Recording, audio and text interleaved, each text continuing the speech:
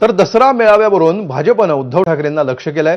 ठाकरेंनी मेळावा रद्द करून मेळाव्याचा खर्च पूरग्रस्तांना मदत म्हणून द्यावा अशी मागणी भाजपच्या केशव उपाध्यायांनी केली।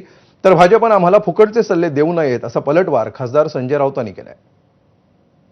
उभाठा गटाचा येणारा दसरा मेळावा रद्द करून त्याचा खर्च उद्धव ठाकरे यांनी मराठवाड्यातील पूरग्रस्तांना दिला पाहिजे।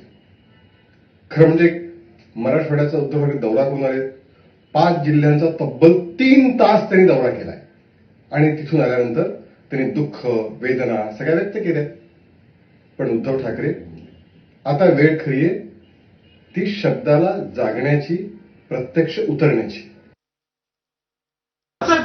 उद्धव ठाकरेंनी दसरा मेळावा रद्द करावा आणि त्याचा जो खर्च आहे तो पूरग्रस्तांना द्यावा अशी टीका जी आहे नाही करत काही गरज नाही। त्यांनी आम्हाला सल्ला द्यायची गरज नाही। यापूर्वी सुद्धा अनेक संकटामध्ये, अतिवृष्टीमध्ये हे मेळावे झालेले आहेत। या मेळाव्यातूनच महाराष्ट्राच्या राजकारणाला दिशा मिळेल, मराठवाड्याच्या पूरपरिस्थितीवर त्याच्यावर भाष्य केलं जाईल। हा मेळावा महाराष्ट्रासाठी आहे, जनतेसाठी। आम्हाला भारतीय जनता पक्षाकडून उधारीचं ज्ञान घ्यायची गरज नाही।